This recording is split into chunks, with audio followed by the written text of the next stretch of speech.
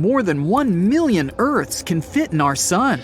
New research shows that between 20% to 35% of suns eat their own planets, and a quarter of planetary systems orbiting stars like the sun had a chaotic past.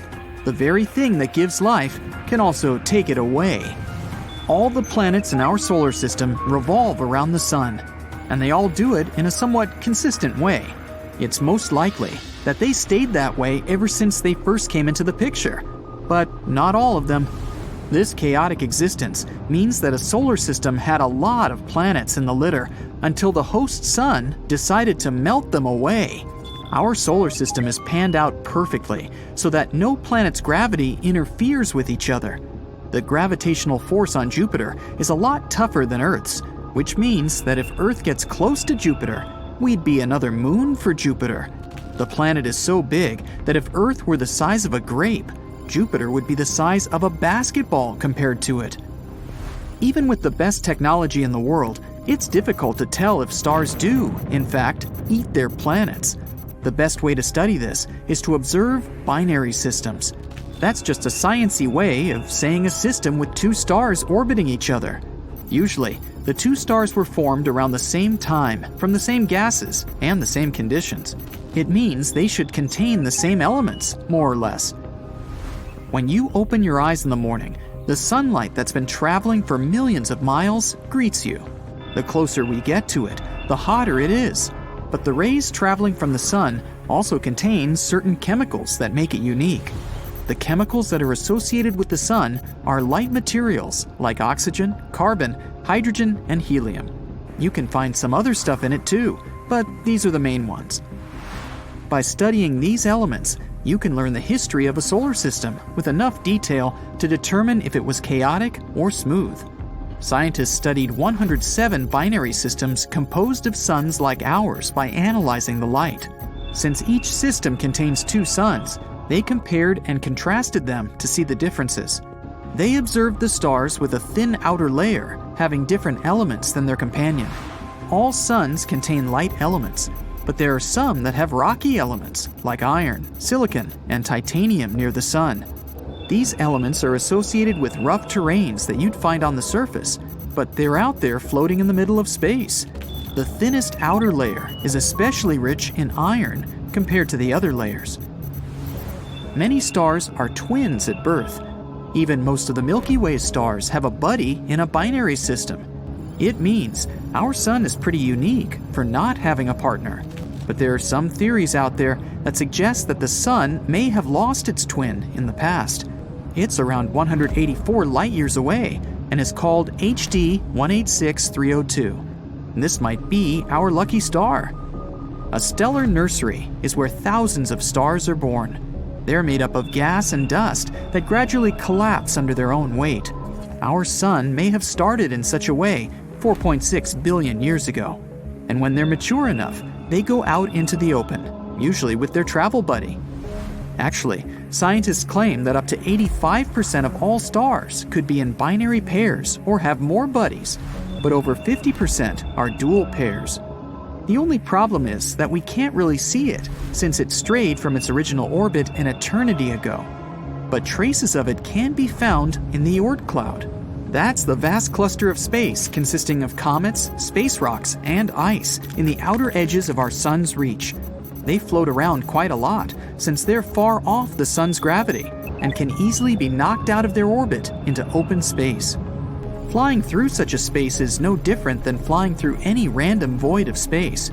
The reason why some of these light elements in space contain rock elements you'd find on the surface of a planet is because the sun knocked them off their orbit and devoured them as they got closer.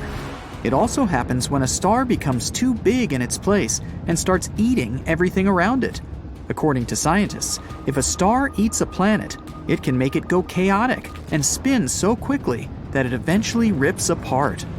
But don't worry, there's a very low chance of the sun devouring the planet in the near future. Stars are formed when a huge cloud of hydrogen and helium grows until it collapses under its own weight. The pressure increases and reaches extreme heat levels we can't even measure. Eventually, the hydrogen atoms lose their electrons, causing the hydrogen to fuse together and release energy. countering the gravity collapsing. But when the gravitational force overpowers the hydrogen fusion, the star begins to expand and becomes a red giant. And then, after around 1 billion years, the hydrogen in the outer core will go away, leaving plenty of helium hanging around, which will fuse with the rest of the elements around. And once all the helium disappears, gravity will shrink the red giant into a white dwarf. And when it's completely gone, the remains of the star release tons of gas and dust into space. Scientists claim that our sun has between 7 to 8 billion years left before it reaches that stage. But even if that becomes a reality, it wouldn't happen overnight.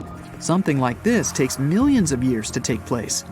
But what if the sun decided to devour us overnight as we speak? The planet would start feeling hot in seconds.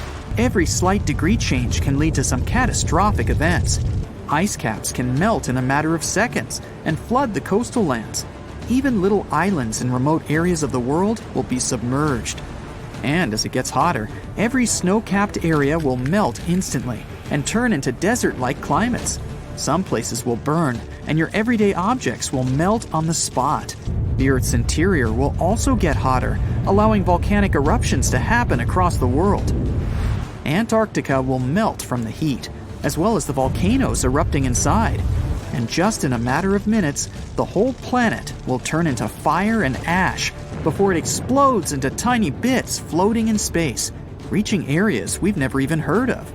But no worries, something like this won't really happen. In case the sun knocks us off our rotation, the results would be different. It'll also get hot because the magnetic field around us protects us from the sun's radiation.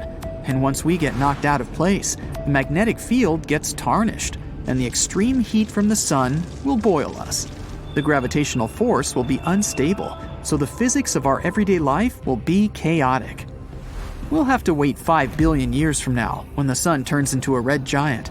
It'll grow in size, eventually eating up Mercury and Venus. Chances are, Earth will also be on the menu. If Earth were to move only 900,000 miles closer to the sun, then it would be uninhabitable. It may seem like a lot, but it's only 4 times the distance between the Moon and Earth. Detecting the chemical composition of the sun rays in solar systems that are further away could help scientists find other Earth-like planets. Since the atmosphere around these planet-eating stars changes the chemical composition, we can detect which solar systems out there have had a calm past. The main thing we have to observe is if the planets have a healthy orbit cycle. With nothing else getting in the way, we can assume that the planet could follow the same steps as Earth did for humans to be here. But this process will take ages, since there are millions of nearby stars similar to our Sun. The odds of finding a planet similar to ours are near impossible at this rate. But if so, then there might be life on those planets. There will be no way of knowing if it's intelligent life, but they might have had the same evolutionary fate as us. Consider the rogue planet, the cosmic wanderer that nobody wants to take home. Basically, a rogue planet is a planet that has been ejected from its own star system and is now floating aimlessly through space like a cosmic loner. These planets aren't just a theory. Scientists have actually detected some in our galaxy. In fact, estimates suggest that there may be lots of these cosmic nomads floating around the Milky Way.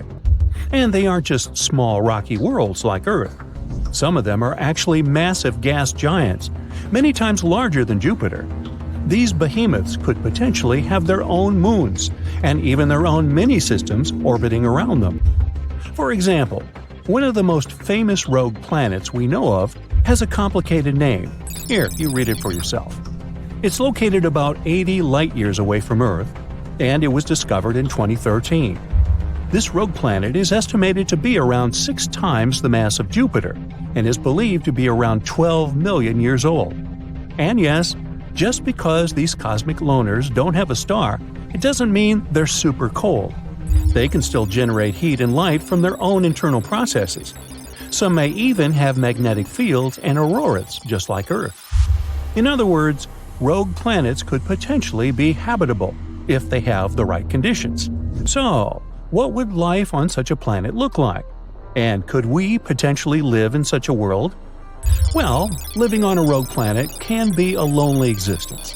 They have no warm sun to bask in, no cozy atmosphere to cuddle up in, and no cosmic neighbors to have barbecue with. That's why we'd have to get creative. Let's start with the most obvious problem. We'd have a hard time without light and heat. So, how do we fix this? Well, we'd probably have to invest in some really fancy space heaters and wear fashionable super-warm spacesuits. Or we could invent a whole new way to generate electricity without relying on solar power. For example, how about using geothermal energy? Now that's hot stuff. Each planet has an internal source of heat. Without it, they would all be nothing more than cold, lifeless rocks floating through space. This internal heat can be harnessed and used to power everything, from homes to factories to spaceships. It's like having a hot tub big enough to power an entire city.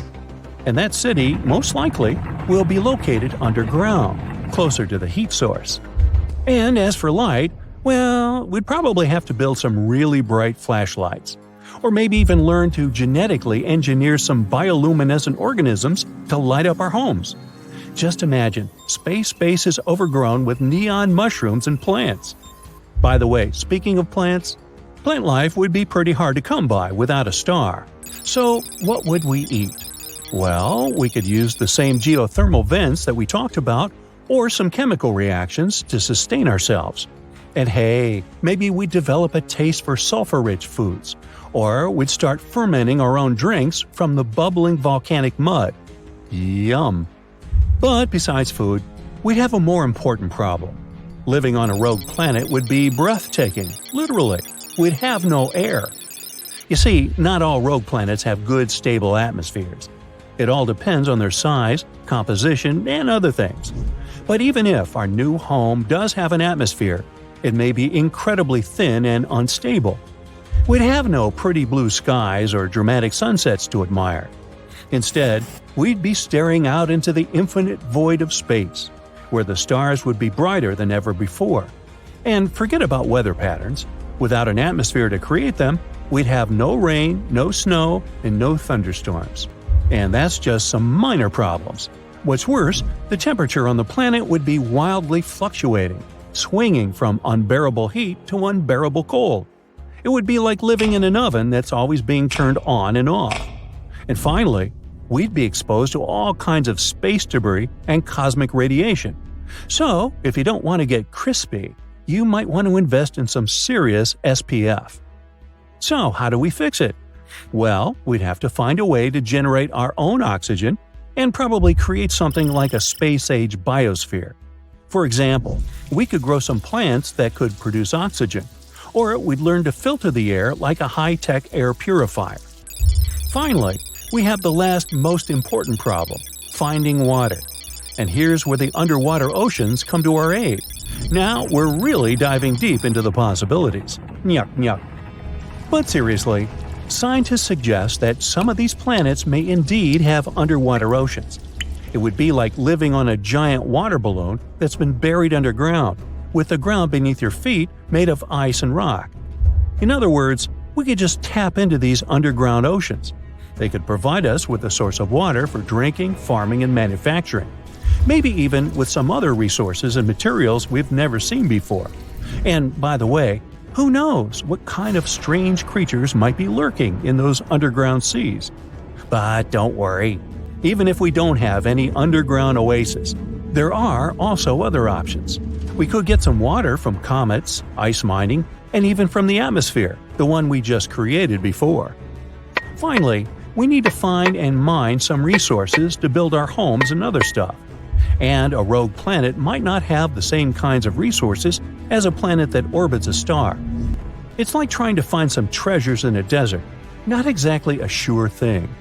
We may have to rely on resources from nearby asteroids and things like that. And if we want to extract resources from the planet itself, we might need to drill down through miles of ice and rock. But hey, if you're up for the challenge, there'll always be a chance you'll strike it rich on a rogue planet. And who knows, maybe you'll discover some new resources that are even more valuable than gold or diamonds. Great! Looks like we've solved the most important problems. Now, there may be other small difficulties. For example, we'd also have to deal with some seriously long days and nights, depending on how fast our planet was rotating. And we wouldn't have a normal, regular day-night cycle. The rotation of our planet could be wildly unpredictable. Maybe we'd have weeks-long nights, followed by weeks-long days, which could really mess with our sleep schedules. We might have to develop some really strong coffee to keep us going through those long, dark nights. But, hypothetically, we can adapt to all these things and overcome all the challenges. And now, finally, welcome to the rogue planet, where the sun never rises, but the adventures never end. Thanks to our advanced technology, we've managed to create a comfortable and habitable environment in this once barren world. The sky above us is now a beautiful shade of blue, filled with fluffy white clouds and the occasional flock of flying creatures. Don't ask. As we venture out from our underground habitats, we're greeted by a world that's full of surprises. Strange plants and animals have adapted to the unique conditions of this planet, some with bioluminescent features that glow in the dark. And be careful if you want to go swimming in the underground ocean. They might be home to some bizarre creatures who want to feast on, well, we'll come back to that. Maybe. As you can see, we've created sprawling cities and thriving communities, powered by the planet's geothermal energy. We also created a bunch of artificial light sources that keep things bright throughout the dark, chilly nights. Of course, we still have some problems with navigation and timekeeping, but things aren't as dull as they used to be, are they? Overall, living on a rogue planet would definitely have its challenges, but it could also be a pretty exciting way to experience the universe. And who knows? Maybe someday we'll find such a planet and actually turn it into a bustling intergalactic metropolis someday. But until then, let's enjoy and tidy up our dear Earth. If the sun decided to stop producing light, then the animals in the wild would be the first to notice. Most animals need daytime to roam from place to place, especially in the large savannas in Africa. Zebras, wildebeests, and giraffes all need the day to move to avoid predators. As soon as the sun goes down, it's their bedtime. If the sun suddenly went dark, animals wouldn't comprehend what was going on and would simply become an early lunch for predators. Nocturnal creatures would be equally confused at the time change. Birds usually flock during the day, so we wouldn't hear or see any of them. We have them to thank for eating pests in the sky. Well, them and bats. But if you're in an area with no bats, then consider the insects to be the winners here. Temperatures would start to drop gradually. Humans would notice the effects as well. We're used to having the sun shining at the peak of noon, but with the sunshine's disappearance, we would be living in total darkness. It'd just be a matter of survival. If the sun suddenly got dark, then we'd only have around 8 minutes to enjoy the rest of it. That's because it takes that much time for sunlight to travel thousands of miles across the solar system. We would have to use UV lights to grow some crops, but it wouldn't be enough to feed the whole world, not to mention the dropping temperatures across the world. Survival would be difficult in the open plain. Everyone would have to duck inside shelters and warm bunkers. Plants need photosynthesis to grow. Without it, we wouldn't have any crops. Bread wouldn't exist, since it needs wheat.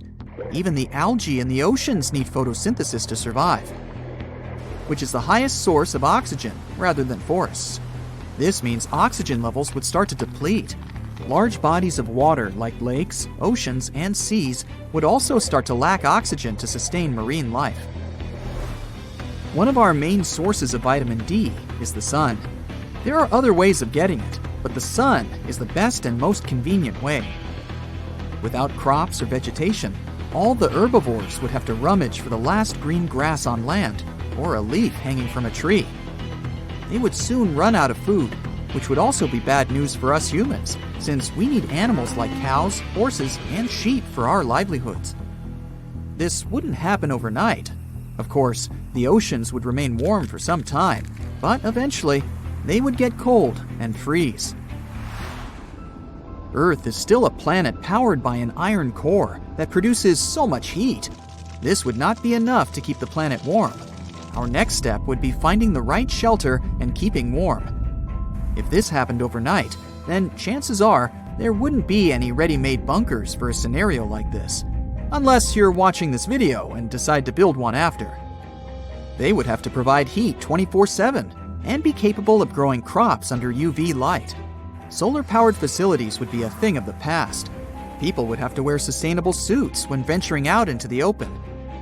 Since it would be so dark, we would need strong lights or powerful night vision goggles to see anything. The lands would be desolate.